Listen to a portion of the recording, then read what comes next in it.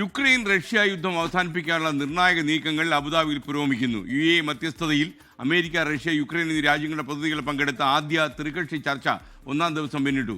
അമേരിക്കയിൽ നിന്ന് മധു കൊട്ടാരക്കർ തത്സമയം ചേരുന്ന വിശദാംശങ്ങളുമായി. മധു, ഇതിൽ എത്രമാത്രം പുരോഗതി ഉണ്ടെന്നാണ് നമുക്ക് മനസ്സിലാക്കാൻ കഴിയുന്നത്? പറയൂ. Good morning. Good morning. നമുക്കറിയാം, സ്വിറ്റ്സർലൻഡിലെ ദവോസിൽ വെച്ച് യുക്രൈൻ പ്രസിഡന്റ് വ്ളാദിമിർ സെലൻസ്കിയും അതുപോലെ US പ്രസിഡന്റ് ഡൊണാൾഡ് ട്രംപും തമ്മിൽ നടത്തിയ ഒരു കൂടിക്കാഴ്ചയ്ക്ക് പിന്നാലെയാണ് ഇപ്പോൾ അബുദാബിയിൽ ഈ മൂന്ന് രാജ്യങ്ങൾ തമ്മിലുള്ള ചർച്ചകൾക്ക് അരങ്ങൊരുങ്ങിയിരിക്കുന്നത്. ഈ യുദ്ധം അവസാനിപ്പിക്കുന്നതിനുള്ള പാരാമീറ്ററുകളൊക്കെ നിശ്ചയിക്കുന്നതിനാണ് ഇപ്പോഴത്തെ ഈ ചർച്ചകൾ പ്രധാനമായിട്ട് കേന്ദ്രീകരിച്ചിരിക്കുന്നത്.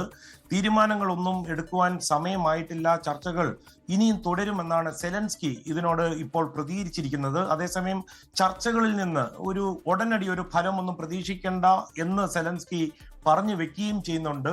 റഷ്യയുടെ നിയന്ത്രണത്തിലുള്ള പ്രദേശങ്ങൾ വിട്ടു നിൽക്കണമെന്നാണ് വ്ളാദിമിർ പുടിൻ പ്രധാനമായിട്ട് വെക്കുന്ന ഡിമാൻഡ്. ഇത് ഇപ്പോഴുള്ള ഈ ചർച്ചകളിലെ ഒരു റോഡ് ബ്ലോക്ക് എന്ന് തന്നെ പറയാം. നേരത്തെ തന്നെ ഇതായിരുന്നു പ്രശ്നം. പക്ഷെ ഒരു വശത്ത് റഷ്യ ആക്രമണങ്ങൾ കടുപ്പിച്ചിരിക്കുകയാണ്. യുക്രൈന്റെ ഊർജ്ജ നിലയങ്ങൾ മുഴുവൻ തകർത്തിരിക്കുകയാണ്. രാജ്യത്തെ അത് വലിയ പ്രതിസന്ധിയിൽ കൊണ്ടെത്തിച്ചിട്ടുണ്ട്. നമുക്കറിയാം, വളരെ തണുപ്പാണ് ഇപ്പൊ കീവ് ഉൾപ്പെടെയുള്ള സ്ഥലങ്ങളിൽ. അതുകൊണ്ട് തന്നെ അവിടെ വൈദ്യുതി ഇല്ല. അതുപോലെ ഈ ഹീറ്റിംഗ് സംവിധാനങ്ങളൊക്കെ പൂർണ്ണമായിട്ട് നിലച്ചിരിക്കുകയാണ്. കൊടും തണുപ്പിൽ ചൂടുവെള്ളം അല്ലെങ്കിൽ വെളിച്ചമൊന്നും ഇല്ലാതെ ജനങ്ങൾ വല്ലാതെ വലയുന്നൊരു അവസ്ഥയാണ്.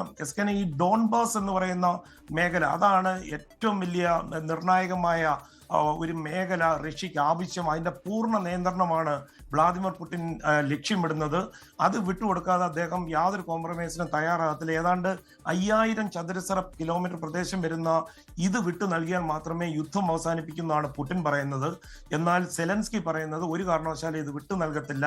4 വർഷമായിട്ട് അവർ ഫൈറ്റ് ചെയ്യുന്നത് ഈ പ്രദേശം കീപ്പ് ചെയ്യാൻ വേണ്ടിയാണ്. അതുകൊണ്ട് നമുക്ക് വേണമെങ്കിൽ ഈ ചർച്ചകൾ ശരിയായ നിലയ്ക്ക് അല്ല പോകുന്നത്. പക്ഷെ വരും ദിവസങ്ങളിൽ അമേരിക്കയുടെ സ്വാധീനം കാരണം സെലൻസ്കി വിട്ടുവീഴ്ച ചെയ്യുമോ എന്ന് കണ്ടറിയേണ്ടിയിരിക്കുന്നു. ലോകത്തെവിടെയായാലും ഏത് സമയത്തും 24 വാർത്തകളും ഓഗ്മെന്റഡ് റിയാലിറ്റി പാക്കേജുകളും എക്സ്പ്ലെയിനറുകളും വിശദമായി കാണാൻ ഞങ്ങളുടെ YouTube ചാനൽ നിങ്ങൾക്ക് സബ്സ്ക്രൈബ് ചെയ്യാം.